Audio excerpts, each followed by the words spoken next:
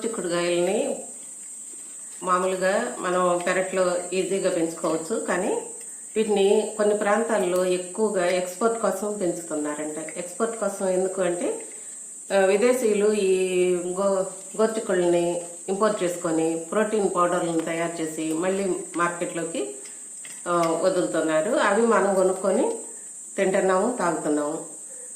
అయితే ఈ డైరెక్ట్గా మనం వాడుకోవటంలో ఉన్నంత ఆరోగ్యం మనం అట్లా ప్రోటీన్స్ నిల్వ ఉన్నాయి. అట్లా కంటే మన పెరట్లో ఎప్పుడంటే అప్పుడు పెరుగుతూ ఉంటాయి. ఎక్కడ పెడితే అక్కడ పెంచుకోవచ్చు, ఈజీగా పెరుగుతుంది, ఎక్కువ కాపులు వస్తాయి. వీటిని మనం వాడుకోవటంలో కూరగాను, ఫ్రైగాను, పాలు పోసి లేకపోతే కొబ్బరి వేసి పెసరపప్పు వేసి వండుకుంటాం కదా, అట్లా కంటే కూడా ఇంకా మనకి నీరసంగా అనిపించినప్పుడు కూడా వీటిని ఒక గుప్పెడు కాయలు తీసుకొని, గుప్పెడు కాయలు అసలు గుప్పెడు కాదు 10 కాయల్లో ఉండే ప్రోటీను ఒక చికెన్లో ఉంటుందంట. అంటే ఒక చికెన్ మొత్తంలో ఉండే ప్రోటీను 10 గోరుచిక్కుళ్ళలో ఉంటుందంట. అంత ఎక్కువ ప్రోటీన్స్ ఇందులో ఉంటాయి. కాబట్టి మనం ఎక్కువ కాకుండా, అంటే కూరగా మామూలుగా ఎక్కువే వండుకుంటాము, ఇట్లా జ్యూస్గా చేసుకునేటప్పుడు ఒక 10 కాయలు, ఒక గుప్పెడు కాయలు తీసుకొని మనం వీటిని రసంగాను అన్నంలోనూ పోసుకోవచ్చు, లేదంటే సూప్గా తాగేయచ్చు. పిల్లలకి నీరసంగా ఉన్న పిల్లలకే కాదు, పిల్లలకి పెద్దలకి ఎవరికైనా సరే నీరసంగా ఉన్నప్పుడు ఈ సూప్ చేసుకొని తాగితే మనకి జీర్ణశక్తి బాగా పనిచేసి ఆకలి పుడుతుంది. ఆకలి పుట్టింది అంటే మనం ఆహారం ఎక్కువ తీసుకుంటాము, ఎక్కువ అంటే సరిపోను. ఇందులో ఫైబర్ కూడా ఉంటానే, ఫైబర్ మనకి జీర్ణశక్తిని పెంచుతుంది. దీంట్లో ఉండే ప్రోటీన్స్ మనకి శక్తినిస్తాయి. కాబట్టి ఇవి ఆహారానికి ముందు, టిఫిన్కి ముందు కానీ లేకపోతే భోజనానికి ముందు కానీ ఒక అరగంట ముందు తాగామంటే మనకి బాగా ఆకలి ప్రేరేపిస్తుంది. మనకి ఆకలి పెరుగుతుంది కనుక ఆహారం తీసుకోవటంలో చాలా ఈజీగా అనిపిస్తుంది. లేకపోతే ఆకలి మందగిచ్చింది అని అనుకుంటాము. ఇప్పుడు నేను సూప్ చేసే విధానం చూపిస్తాను. నాకు ఎందుకంటే దీని మూల నాకు చాలా ఎనర్జీ కనపడింది. దాన్ని అన్నంలోనూ వేసుకోవచ్చు, మనం జ్యూస్గాను తాగొచ్చు.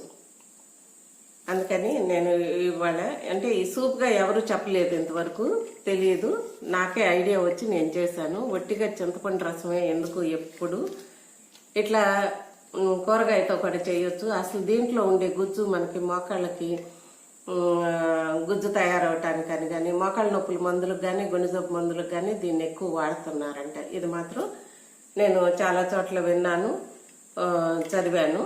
ఈ గోరుచిక్కుళ్ళు ఎందుకు పండిస్తారు అంతసేటు అనుకుంటే దానికి ఎక్స్పోర్ట్ ఎక్కువ ఉంటుందని పండిస్తారంట. కాబట్టి మన పెరట్లో పండించుకునే కూరగాయను మనం రకరకాలుగా వాడుకుంటాము.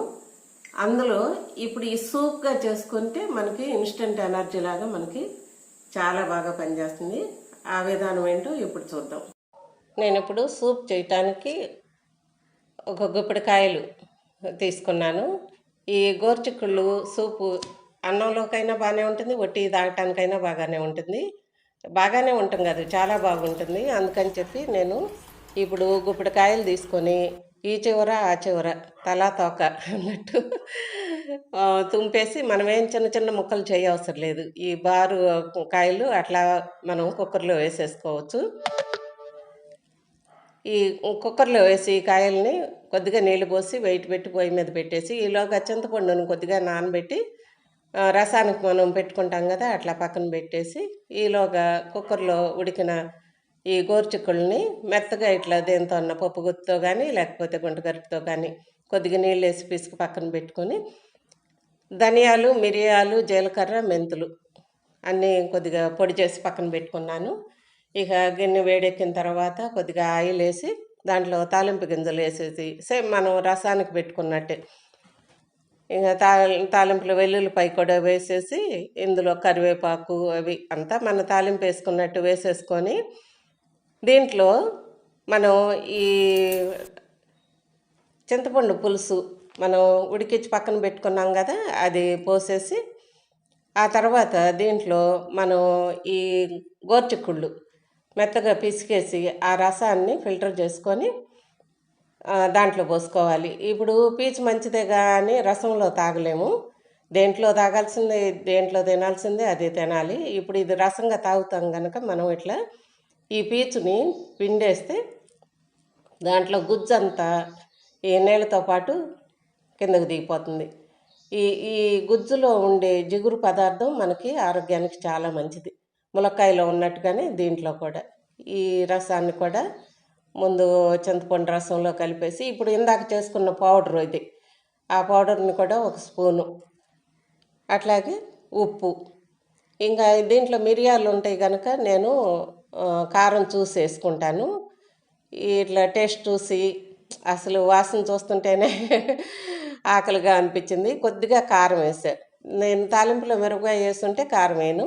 తాలింపులో మిరపకాయ వేస్తే నాకు గొట్టు వస్తుందని చెప్పి మిరపకాయ వేయటం చాలా తక్కువగా ఎప్పుడన్నానే వేస్తాను. బాగున్న జలుబుగా ఉన్నప్పుడు మాత్రం వేయలేను, ముక్కులు తుమ్ములు వస్తాయని. ఇంకా అట్లాగే ఉప్పు మళ్ళీ చూసుకొని ఉప్పు, కారం, పసుపు అన్నీ సేమ్ రసం మనం చింతపండు రసం పెట్టుకున్నట్టుగానే పెట్టుకోవటం. అయితే గోరుచిక్కుళ్ళని మాత్రం ఉడకబెట్టి దాటిని రసం తీసి దాంట్లో పిండుకోవటం ఒకటి ప్రత్యేకం.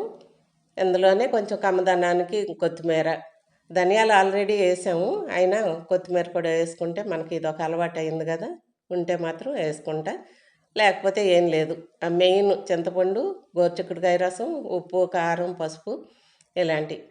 ఈ తర్వాత ఇక రసం పొడి అది వేసాను. అయితే ఇదంతా తుక్కు రానివ్వకుండా తీసుకుంటేనే పోసుకునేటప్పుడు బాగుంటుంది. అందుకని నేను కొంచెం పైని అంతా తీసేస్తాను. ఇక ఈ వాసనకే కడుపులో ఆకలి పుట్టినట్టు అనిపిస్తుంది. మనకి ఎక్కడికన్నా భోజనాలకు వెళ్తే సూపులు అని ఇస్తారు కదా ముందు, ఆకలి ప్రేరేపించడానికి. అట్లాగే మన ఇంట్లో కూడా మనం తయారు చేసుకొని తాగొచ్చు. ఒక అరగంట ముందు అట్లా తాగామంటే జీర్ణానికి చాలా ఉపయోగపడుతుంది. ఇది రుచికి కూడా చాలా అమోఘం. సాయంత్రం పిల్లలు స్కూల్ నుండి వచ్చాకైనా, లేకపోతే బాగోని వాళ్ళకైనా, నీరసంగా ఉండాళ్ళకి ఇది కనుక ఇస్తే ఎనర్జీ పెరుగుతుంది. నీరసం దెబ్బకు వదిలిపోతుంది. అసలు నేను తాగుతుంటే కనుక నాకు అనుభవం. నేను అన్నంలో కూడా ఇవి పోసుకుంటాం. ఇంకా ఈ విషయంలో మాత్రం మా ఇంట్లో ఏ పేచీ లేదు. శుభ్రంగా పోసుకొని తాగేస్తున్నాము. గిన్నె ఖాళీ చేస్తున్నా.